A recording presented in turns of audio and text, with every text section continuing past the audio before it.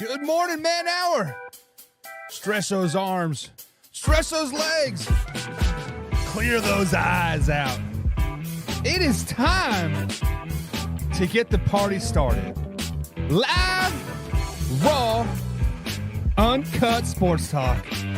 Right here, 10 a.m. edition, manhour.co. Check it out. New blogs, new merch, all of that great stuff. Buckle up for a great show today. We're going to talk a little Jonathan Taylor. Going to talk a little bit about Bucs quarterback situation. Miami Dolphins are hurt again. But all that coming up and much, much more. But first. And now, Mike's thoughts. Each and every time we turn on the blue tube,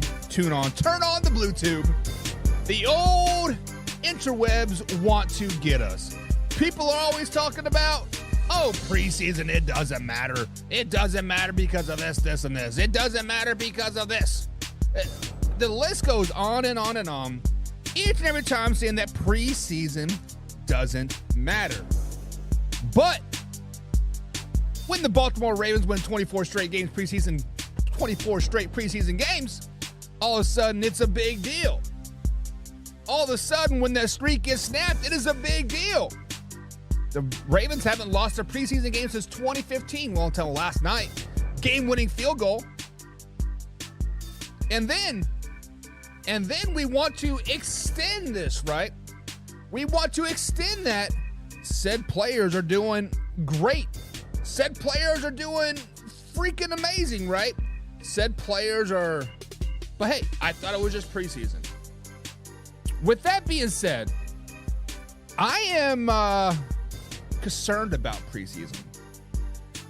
I am very concerned that preseason might be overrated. I am concerned that preseason might just be what it is. Preseason, right? So let me ask you guys this question. We always have this double-edged sword, right? It's just preseason. Oh, it's preseason, but it's just preseason. No, it's preseason. At what point does big plays in preseason is just big preseason? Yes, Zay Flowers went off and found the end zone last night, but it's just preseason, right? My man, Baker Mayfield, sat the game versus the Jets the other day. But there's still a quarterback competition, but it's just preseason, right? At what point do we start to say it is preseason? It is preseason, but it is time to, dig a little deeper. I don't know. I'm so sick and tired of people saying, it's just preseason. It is preseason. We can learn a lot in preseason. We can learn a lot about your team, your fundamentals, your coaching aspect, your depth chart, your fantasy sleepers. Yes, you will have your starters. Starters are probably not going to change too much. Jack Campbell for the Detroit Lions. He was not projected to be a starter this season. He's played out of his mind. He's going to be a starter now. All because of preseason. Zach Taylor said to the best Hall of Fame speech. He wouldn't even be on the field if it wasn't for preseason. I'm just saying. It is what it is at the end of the day. Stop discrediting preseason. Get on the preseason hype wagon. This is preseason NFL Week 3. Get excited because Aaron Rodgers is starting. Cue that intro. Are you ready for the best damn radio show on the planet? Man Hour Nation, rise up.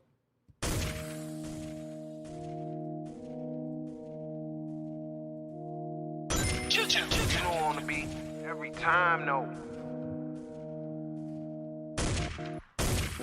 I would like to personally welcome you to Man Hour After Dark. Say that thing. Why I bring you the host Mike, Buck, and Cone. You know, coming to the stage, sports talk than what you about to hear right here. I second that. Go.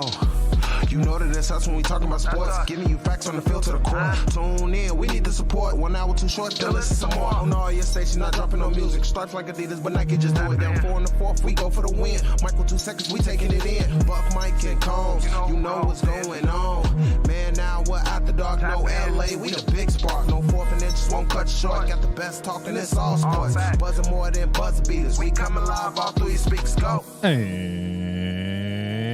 And what is up, Man Hour Nation? Michael Buckhouse here with the Man Hour Show. Head to manhourradio.com. Check out the merchandise page, or check out the blog section as well. New blogs are dropping each and every day over there. Be sure to check it out. And of course, new merch is coming out as well. We do love our merch over there at manhourradio.com. Let me pop out the chat so I can see it. So there, bada bing, bada boom. If you guys are here, let us know. Comment hashtag MH Live. Let us know that you are here live and ready to talk some shit there in the comments, because that is what we're all about. We love the drama. We love the shit talking. And there's a lot of drama happening in Indianapolis right now. So that is exactly what we're going to do on this Way or No Way Tuesday edition of manhourradio.com. Of course, manhour.co is also the new website, the new link. But we're going to talk a little bit about the drama that's happening in Indianapolis. Jonathan Taylor has officially been told he can seek a trade, right? Aaron Rodgers is going to start his final preseason game. Jalen Tolbert going to be an X factor for the Dallas Cowboys. Still got a quarterback issues in Tampa Bay. And Miles Jack has called it a career. 6 years in the league, he says, I am done. And then, time pending, we got to talk about these 4 rookies. Jack Campbell, CJ Stroud, Robertson for the Atlanta Falcons, and of course, Bryce Young as well. We got to talk about what is going on and the rookies, the couple preseason games that we have established with them. We got to see what is going on with them moving forward. But with all that being said, guys, this is live, raw, uncut sports talk. The only truly show that you get the rawness, the lightness, and the raw. Uncut. Every Monday through Friday, 10 a.m. East Coast time, and the after show is now back. After hours show is now back, 10 p.m. East Coast time. That's right. So we're giving you guys 2 shows a day, 12 hours apart, 10 a.m. TPM, right here on Facebook.com and, of course, YouTube.com. The only truly place where we do all the live shows. Of course, we do stream it on Spotify and iHeartRadio as well. If you guys are into the podcast form thing like I am, I do love me some podcasts. But the after show guys are really different. We are very laid back. We're very chill. I don't have 4 pages of notes. It's all strictly from the hips. I put a link out there and you guys can join the chat. You guys can, I pop you on screen. Like last night I had Joey on. I had Joe from the Seahawks talk on. We had a great time over there, 100%. So join us to get that music off of there. But guys, join us tonight, 10 p.m. East Coast time, as the live, raw, uncut continues with the hour show, with the after hour show. But first, we got to get into the lead block of the day. Some news going across the NFL landscape here. Buffalo Bills defensive end Shane Ray has been placed on IR. Guys, Shane Ray has had one of the most interesting NFL careers that I can think of. He was drafted back in 2015 by the Denver Broncos. Was it the night of the draft or the day before the draft? He got charged with marijuana possession, got arrested, stock dropped way down. He did spend 4 or 5 years with the Denver Broncos, went to the Ravens a couple years ago, spent last season in the 2 seasons ago in the CFL, and then this year he was with the Buffalo Bills. Officially been placed on IR.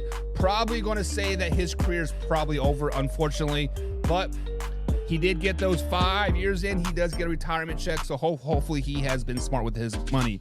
Bears defensive back Adrian Colbert has also been placed on IR. If you guys don't know who Adrian Colbert is, Adrian Colbert was a 7th round pick in 2017 with the Miami Dolphins. He has only played 40 games with 22 starts in his NFL career with only 98 tackles.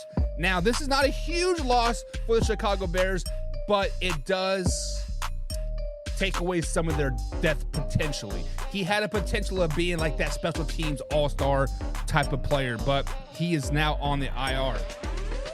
Bengals quarterback Joe Burrow is officially, quote, looking good, as Zach Taylor, head coach Zach Taylor, says this is the best he has ever looked. My man's loving him some Zach Taylor, rubbing those arms. But Joe Burrow has not returned to the practice field yet. This is good news, guys. This is good news for the Cincinnati Bengals because they're not rushing their guy back. Joe Burrow is not rushing himself back. This is going to be a long NFL season for the Cincinnati Bengals. They have potential to win a Super Bowl this season. They got everybody back. They added depth. They switched their left tackle, Jonah Williams, to right tackle. They picked up OBJ, the real OBJ, Orlando Brown Jr. from the Kansas City Chiefs. Guys, the Bengals are poised to make a lot of noise, but will he play week one? I think he will. It is a division game. It's week one, and it is hard to sit out your star player. Texans offensive tackle Titus Howard is, quote, on the right track per head coach DeMarco Ryans. He did not say he would be ready by week one, but he better be ready by week one. My man CJ Stroud needs some protection. CJ Stroud is getting dumped around like a rad dog right there, and he needs a good offensive line in front of him to propel forward. Chiefs running back Isaiah Pacheco said, I don't need this non-contact jersey anymore. Took it off, threw it on the ground during Monday's practice, and Coach Andy Reid says there's a chance he will play Saturday.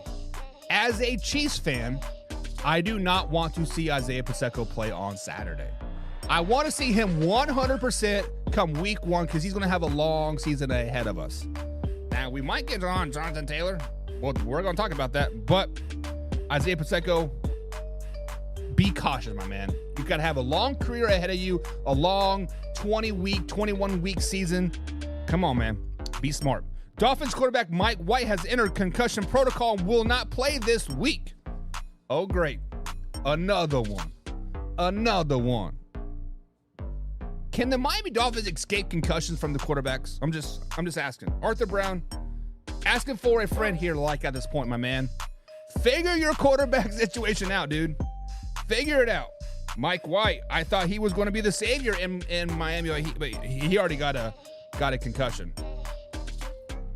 Better figure it out. But guys, that is it for the lead block here. If you guys are interested in any news of what's going on around the NFL, head over to manhourradio.com. We do have blogs up there about your team. Click on the team that you want to click on, and bada bing, bada boom, you can watch whatever, you can read about whatever you want. We also head over to facebook.com/manhour. Hit that follow button or hit that like button. What do you prefer to do? I prefer follows. I like follows. Follow us. And bada bing, bada boom, we post news up there any chance we can get. But before we get too deeper into the show, we have to welcome Melvin Middleton into the show. What is up, Melvin? He says, I have not watched any preseason yet. Melvin, you are missing out, my man, because preseason to me is like one of the greatest spectacles from August to September. the month of August, it is all about preseason football. Now, I know come the third and fourth quarter, it is hard to watch those players that you don't know. It is hard to listen to, players of the past talk, right? However, there are some times that they give you good insights, right? They had Aaron Rodgers on the Hall of Fame game. Apparently, Aaron Rodgers and DTR have been working together for a long time. We wouldn't have known that if it wasn't for that interview on the sideline. So, preseason football is fun to watch if you really want to dive deep into your team. But as a casual fan, definitely need to watch at least the first quarter. You need to watch your starters. You need to watch your backups. Definitely understand what is going on with your team out there. Melvin also says that is the big no on the Dolphins quarterbacks. Dolphins quarterbacks better figure themselves out. They need to stop. Tua's getting concussions. Mike White's getting concussions. Skylar Thompson's going to get a concussion at some point. He's getting hammered all over the field. But at some point, guys, they need to.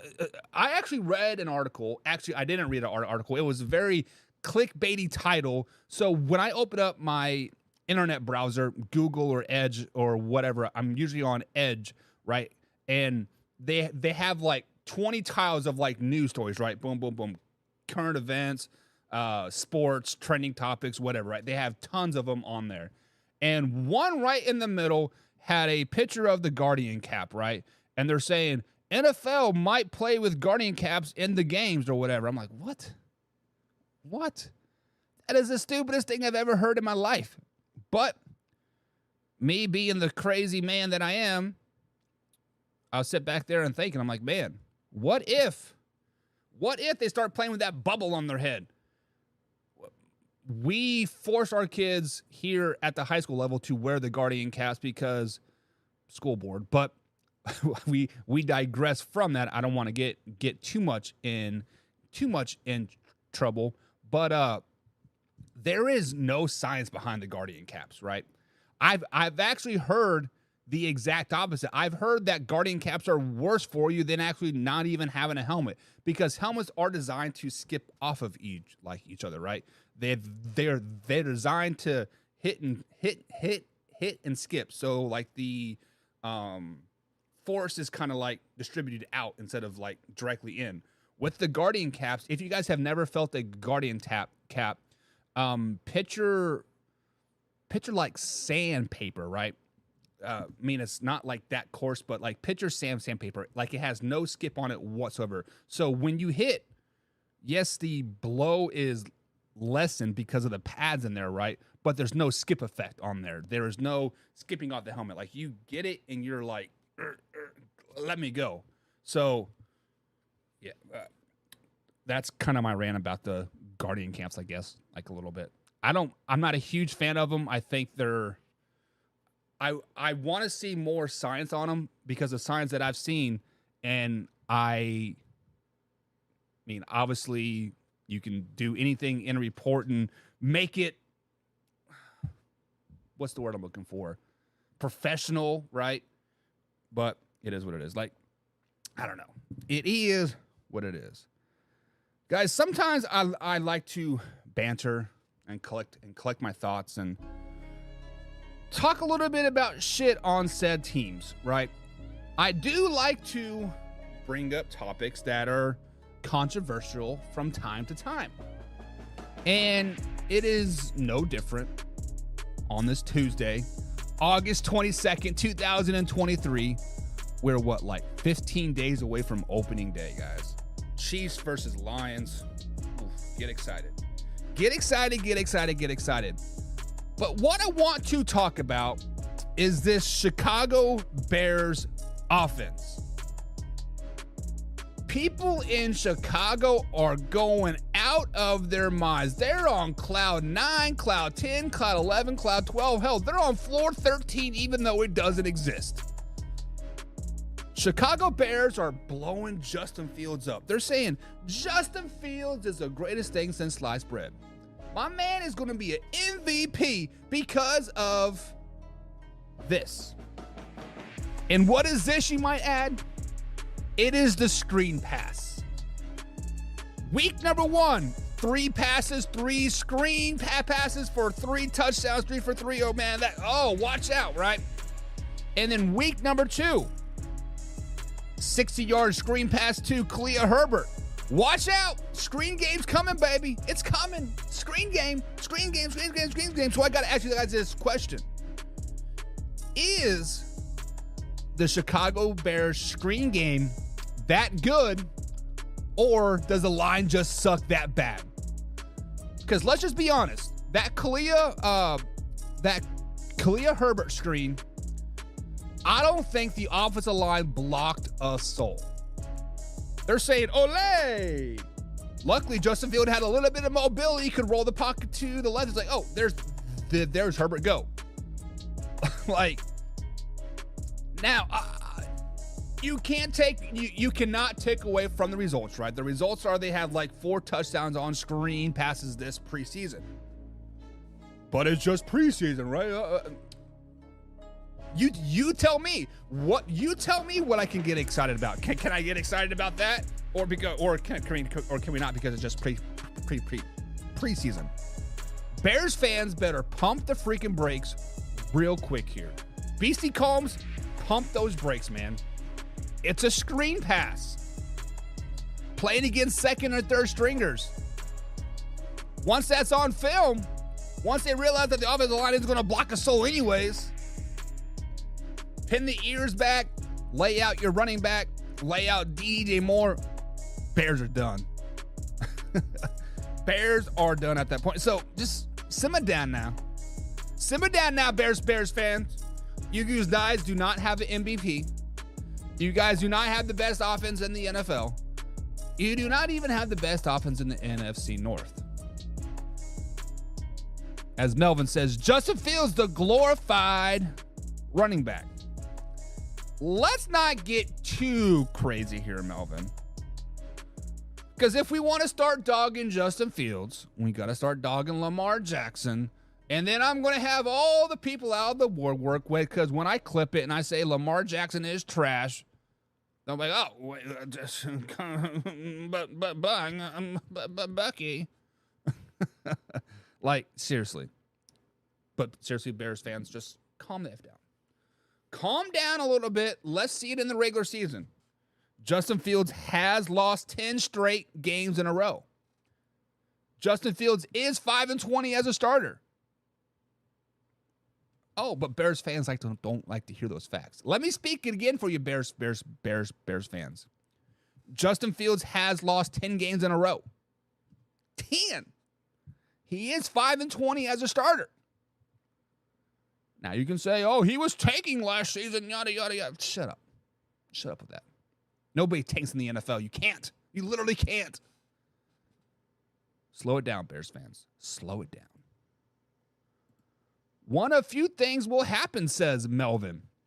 Teams will either figure out that screen game out within the first couple weeks and then it's over with, either, or that they will see the old line is so posturous that the defense sends everyone and they just can't drop everyone behind the linebackers and get some yardage.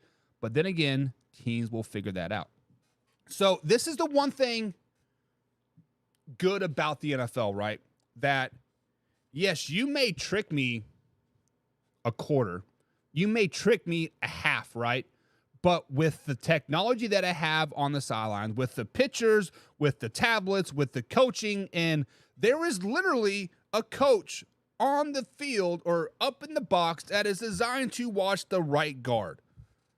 That coach is saying, I'm going to watch the right guard. Whatever he does, I'm going to write the play down. This foot was back, that foot was up, bada bing, bada boom. And that is how the NFL adjusts so quickly. How do you think, like, let's flash back to the Chargers-Jaguars game, playoff game. Chargers were up 28 points. Now, you can say that the Chargers shit the bed. They just didn't show up sack and half and, yada, yada, yada. Or we can say what probably did happen was Doug Pederson and the coaching staff for the Jacksonville Jaguars had a very heated conversation at halftime or third quarter or on the headset, whatever, and saying, figure this thing out, and they figured it out. So with that being said, the NFL will figure out this screen game. Because the simple fact that is all the Bears are probably going to have is just this screen game, right? On the other hand, though, there are occasions, Philadelphia Eagles last year, right? They had that pass-run option. Not a run-pass option, they had a pass-run option, right? They had the tight end basically going behind the linebackers. If Hurts saw it, he would throw it. If not, he would hand it. He's like, I don't like it. I'm going to keep it, right? Pass-run option, because their first option was to pass and then run and then option it out. But obviously that has changed, right? For whatever reason, the NFL could not stop that last year. Now the rules have stopped it for them, right? But I don't think Justin Fields and the Chicago Bears will be that unstoppable like the Eagles were last season. I don't see it. I don't think it is in their cards. And just quite frankly, I'm not saying that the Bears are bad. I'm not saying that they're good, but I'm not saying that they're bad. They do have some parts in place. They do have the building blocks. They have the foundation built, but the foundation is still curing, right? When you build a house and you lay the foundation, it has to cure for a week or two, 10 days, whatever, right? The temperature has to be just right. You got to put tarp over it, keep the moisture off. You got to let it cure. You got to let it get hard. That is what the Chicago Bears are right now. They are in the curing process of building their core. Yes, Justin Fields could be the quarterback of the future. DJ Moore is there. They do have the coach in place and the general manager, but they're still curing that foundation. So it is what it is. But let's move on. So, guys, we are here on Tuesday edition, August 22nd, 2023. We are, 15 days away from the NFL opening day. Detroit Lions versus the Kansas City Chiefs. We're going into week 3 of the NFL preseason. And with that being said, there have been rumors circulating. There has been drama, not in the big D, but in the big Indy. And that's right, Jonathan Taylor has officially been okayed to seek a trade. Much like what Austin Eckler was able to do this offseason, the Chargers said, hey, if you can go find somebody to trade with, go talk to them. They'll present us an offer and we'll figure it out, yada, yada, yada. Obviously, Austin Eckler did not find a suitor, but of course he's 5 years older than Jonathan Taylor, and we know how that running back situation is. So, way or no way, does a trade get done with the Indianapolis Colts and Jonathan Taylor? When we think about this, guys, what is going to be the asking price for said player? I've heard rumors. I have read rumors or stories or people on the inside, right, that have said that Jonathan Taylor, that market value or asking price will be more than Christian McCaffrey's was with the Carolina Panthers. Basically, what it comes down to is a first-round pick and like a third-round pick, basically. So basically, you're going to give up a first-round pick for a Jonathan Taylor, a fourth-year running back that has a lot of tread on the tires, that has been injured last season, that got worked to the ground in Wisconsin. Are you going to give a first-round draft pick for a fourth-year running back that is already upset with his contract, right? You signed your rookie deal, man. Yes, you did rush for 1,100 yards your rookie year. Yes, in 2021, you had 2,000 all-purpose yards, 1,800 yards rushing. Last year, you did have 861 yards for 4 touchdowns. Also missed the last 4 games of the season with an ankle injury, right? So, way or no way does Jonathan Taylor get traded by week 1 of the NFL season? My man Joey wrote a great blog over at manhourradio.com, and he gave us 4 teams to look for to make a trade. It was Miami Dolphins, Las Vegas Raiders, Tampa Bay Buccaneers, and then the Chicago Bears. If any of those teams could make a trade and get it done, would be the Chicago Bears. We actually talked about this when camp first started, and Jonathan Taylor said, I want out. I want to get traded. When Jim Irsay drove his big old bus on the practice field and said, hey, come here, boy, let's talk. Had a little bit of one too many brewskis, got a little loose-lipped, and bada bing, bada boom, no deal was done. But if the Chicago Bears are truly a player in this game, truly a player, they have the cap room, they have the draft capital, and their running back situation just isn't very good. Yes, I know they got like 3 or 4 backs, but Jonathan Taylor makes them a hell of a lot better. So does a trade get done? Obviously, we're going to waffle around the answer a little bit, and it depends, right? It depends on if the Chicago Bears are willing to give up that first-round pick for Jonathan Taylor. I think the Bears are the only team out there that would legitimately consider it because they might be a running back away from building a great core. They might be a running back away from winning the NFC North. They might be a running back away to get to the playoffs and lose it on a double doink. But I'm going to go with no way.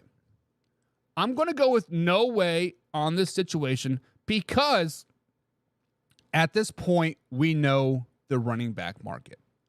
At this point, we know how teams value running backs.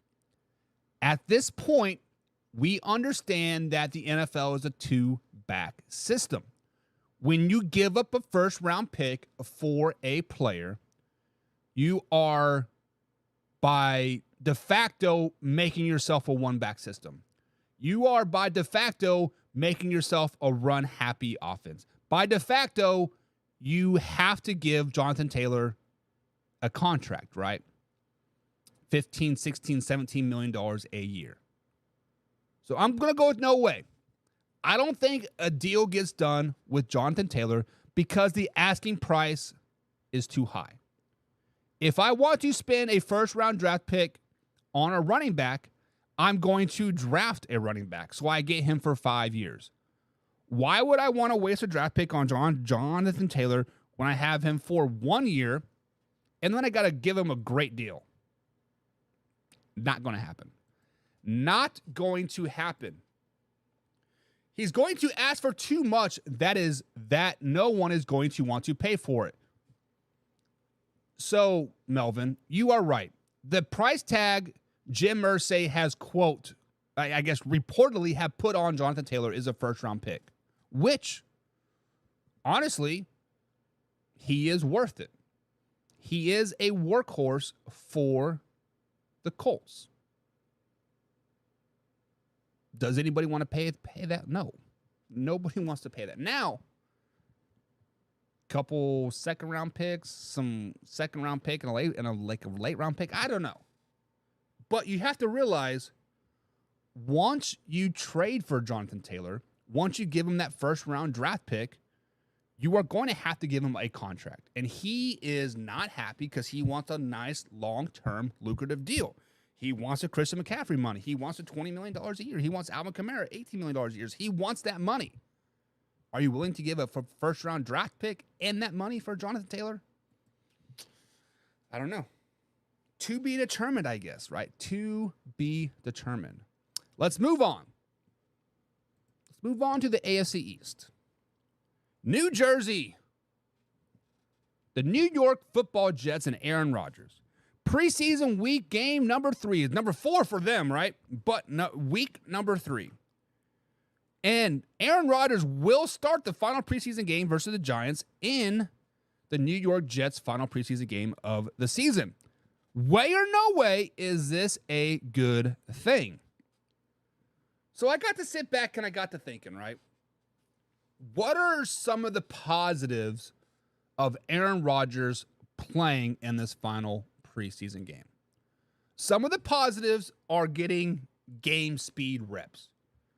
Yes, you do have inter-squad scrimmages. Yes, you do have joint practices. Yes, you do this, and this, full speed contact in practice. However, when you are on a field, under the lights, put the eye black on, not practicing, some players just hit a different gear, right?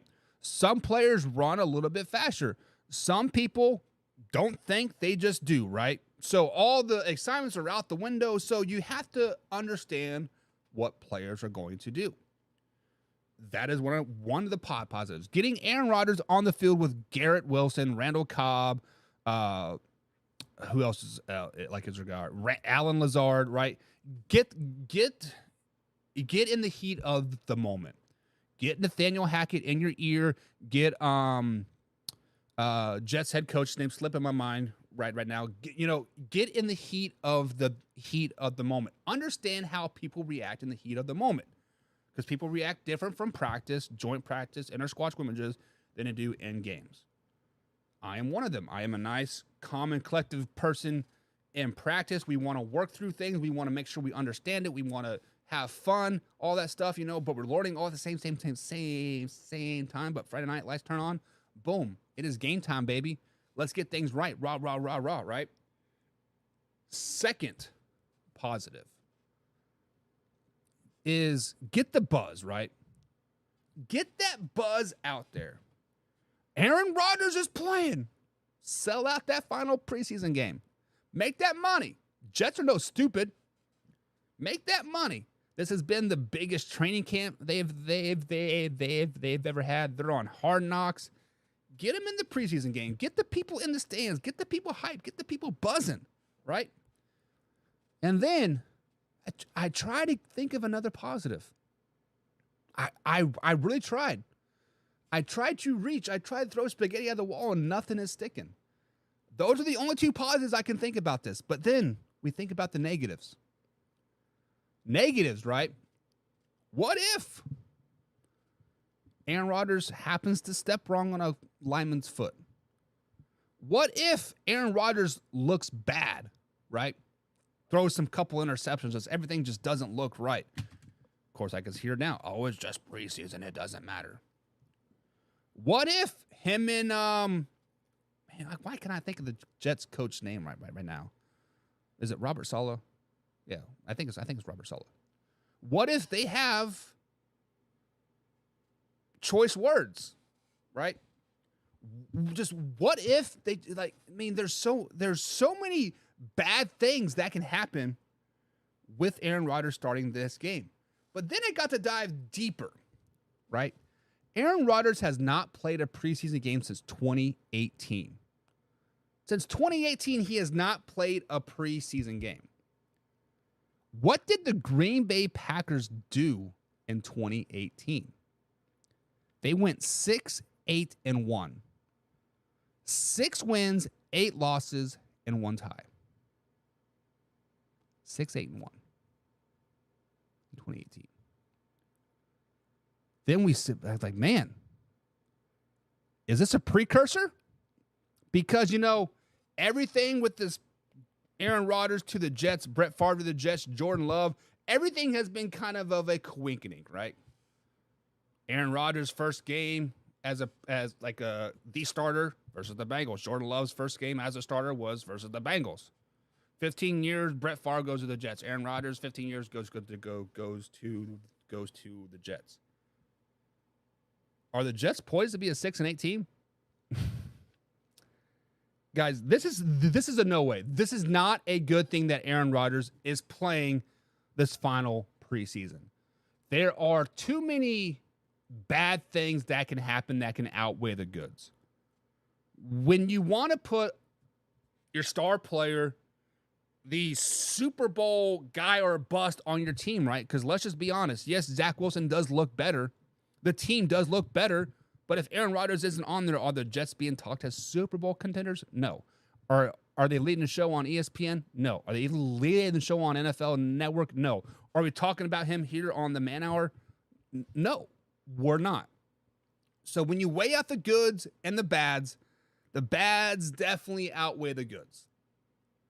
The only two good things I can think about is selling tickets and game speed opportunities for Aaron Rodgers and Garrett Wilson and Randall Cobb and those boys and the interaction with the coaches. Everything else is bad.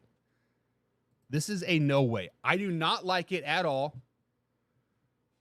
Jets fans, I do have a lot of Jets fans here on the page. When I clip this, I'm going to hear from them. I'm going to hear all the we are great, right? We're this, we're that. I'd be curious what happens if one of those what ifs happens. Not wishing ill will on anybody. We don't wish injury. That is the dumbest thing you could possibly do. But what if a thumb injury happens? What if a sprained toe? What if he trips and breaks an ankle? What if? I don't like it. Jets fans shouldn't like it, but they do. Jets fans are in love with it. 100%. Let's move on. Let's move on to the West Coast. Las Vegas out there in the desert. Is it a desert now that it's raining and flooding? But whatever. It is what it is. Josh McDaniels' school has no update on Josh Jacobs. Guys, way or no way does Josh Jacobs show up by week 1 for the Las Vegas Raiders and play for them. Josh Jacobs was the leading rusher last season with 1,500 yards. Josh Jacobs is wanting a new lucrative deal. Josh Jacobs reportedly wants to be the highest paid running back in the NFL. However, the Raiders have offered him a reported $12 million a season. That would put him at the 5th highest running back, behind Chris McCaffrey, Alvin Kamara, Derrick Henry, and then Nick Chubb, all respectively. All very, very good running backs for their franchises. $12 million is no smack in the face. I mean, the franchise tag was $10 million, a couple $1 million more. Hey. So where no way does Josh Jacobs and the Las Vegas Raiders get a deal done and in there by week 1? I am going to have to go with a no way. Because, let's flash back to what we just talked about with Jonathan Taylor. One of the teams interested in Jonathan Taylor is the Las Vegas Raiders. Now, let's think about this in a logical situation. Let's think about this and put on the conspiracy theory hat and bada bing, bada boom, right? Let's say the Las Vegas Raiders do trade for Jonathan Taylor. They do give up a first-round draft pick. They do pay him $12.5, $13 million a season. They do pay him for 5-6 years, right? What does that tell you? What does that tell you to the rest of the franchise? What does that tell you about that franchise? It tells you that they are always looking for the grass on the greener. The grass is greener always on the other side. Does that say that right? Whatever. They're always looking for the next best thing. They're never satisfied. They never want to water their grass. They always want to go to somebody else's grass. Josh Jacobs was the leading rusher for the Vegas Raiders last season. He was the leading rusher in the NFL. Josh Jacobs is better than Jonathan Taylor. He is. He's better in the passing game. He's better in the running game. He's better in the blocking game. The only thing that Jonathan Taylor has that Josh Jacobs doesn't is a couple years younger. That's it. The Raiders are an organization that I am consistently scratching my head about. Consistently scratching my head about. For the last 5 years, they wanted Derek Carr out of it like out of town. Always on trade talks. Always wanting to get him out of town for whatever reason. And I don't understand. And he always improved each and every year. Despite all the controversy behind Derek Carr getting him out of town, basically setting him up to fail, he sets up and he does it each and every year for the Vegas Raiders. If a deal does not get done with Josh Jacobs, the Raiders are forever doomed. They will never be an historic franchise again. They will never be those guys again. You guys understand obviously Josh Jacobs might be a little greedy at this point. $12 million is no smack in the face. 5th highest paid running back reportedly offered. He said no. It has to get done, but I don't think it does. I don't think it gets done because the Raiders are looking for an outside person to come in. Josh McDaniels wants to bring his people in. Brought in Jimmy G. Brought in a couple tight ends, right? Josh Jacobs isn't his guy. If he brings in Jonathan Taylor, he would be his guy. But no, I don't think a deal gets done with Josh Jacobs this season, giving us all the other opportunities to really basically talk shit on the Vegas Raiders. Raiders, figure yourselves out, y'all. Figure yourselves out. And that gives us to the next topic here. We've been on the West Coast. We've been on the East Coast. So we might as well head south now to the Big D. And I am talking about Dallas this time. The Dallas Cowboys head coach Mike McCarthy sees an increased confidence in Jalen Tolbert this offseason. So we have to ask the question, way or no way will Tolbert be the X factor for the Dallas Cowboys in 2023?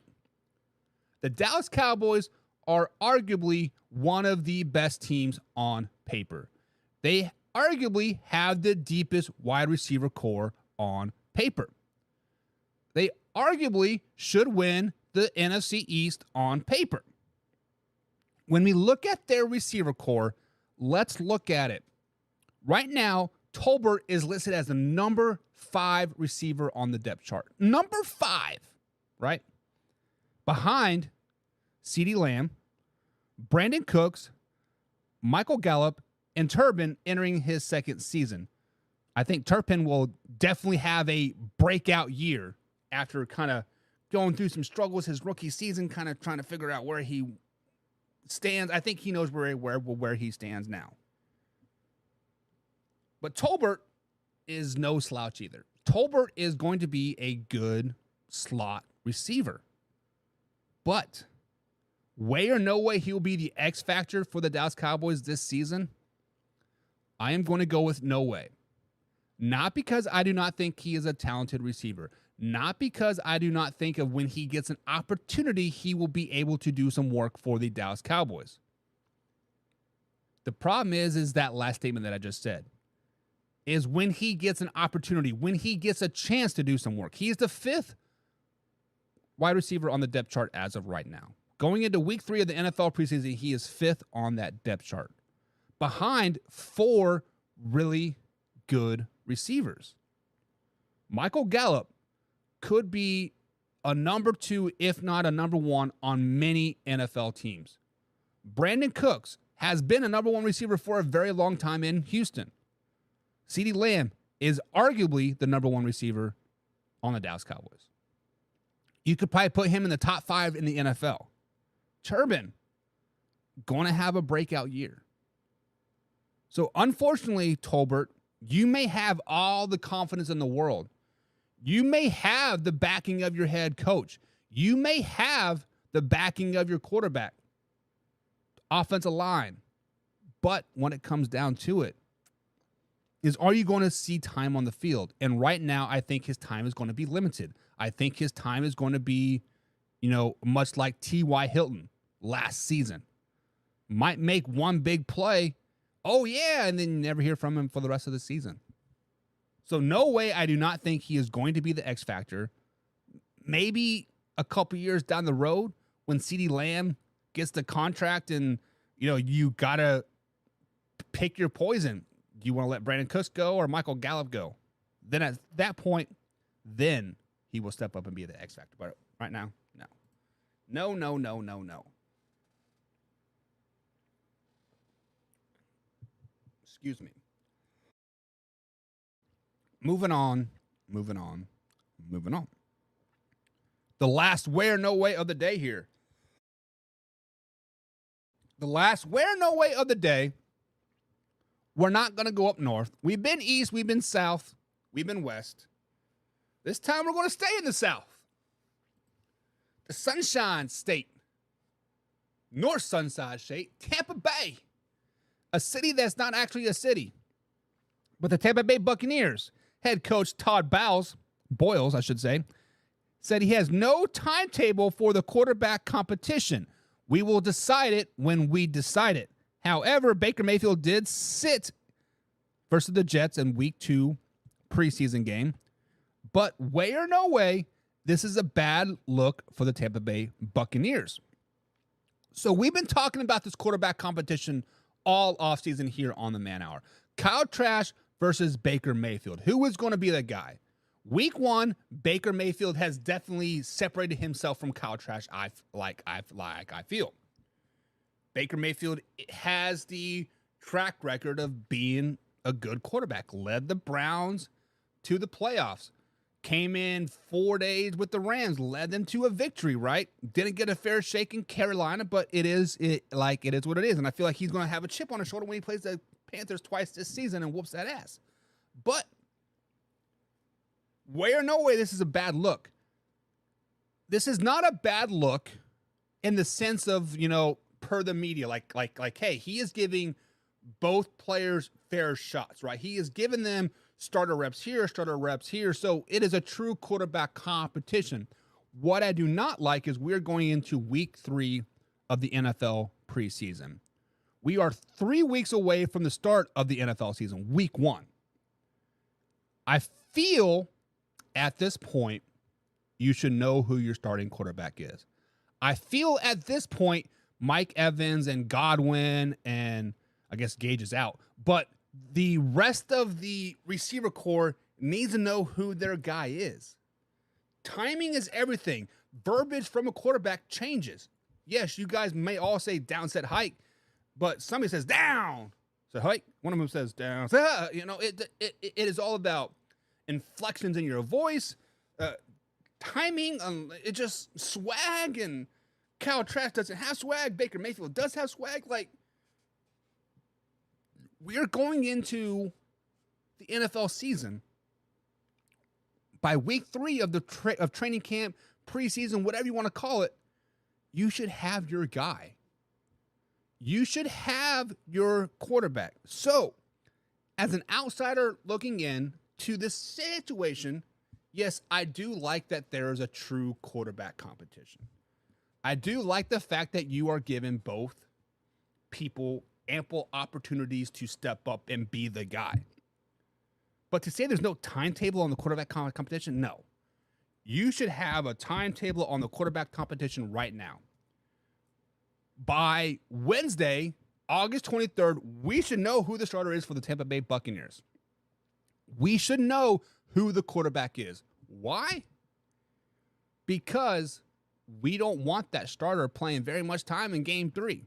We don't want any nagging injuries. We don't want a turf toe. We don't want a strained hammy or a calf. We don't want that. We want him to be 100% come week 1. We want the best Baker Mayfield or Kyle Trask on the field come week 1. Bucks, you guys better figure this out now.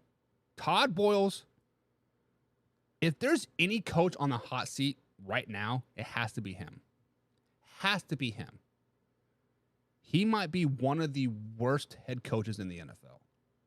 Not because of the X's and O's, and it's just the whole package. His whole package, his whole demeanor is just, I don't like it. I don't like it. Tom Brady walked all over his ass all year long. Step up and be the guy, right? But yeah, I don't like it. Figure it out. Figure it out. But guys, that is going to be it for the Men's Hour today. End of show is here. An hour of live, raw, uncut sports talk. We do have more, but we'll do that tonight on the other show, 10 p.m. East Coast time. If you guys want to join the show and talk your stuff. Join us 10 p.m. East Coast time. I'll post a link. You can join. You can do what Joey and Joe did last night. Come on and talk about your teams. Arthur Brown says, I gave it week 6. It looked like Baker isn't touching the field come the beginning of the season. Baker Mayfield is a starter in Tampa Bay. That's it. See you guys in a couple hours. 12 hours, exactly 11 hours. 10 p.m. East Coast time, guys. We'll be back. Love y'all. See you then. Have a great day.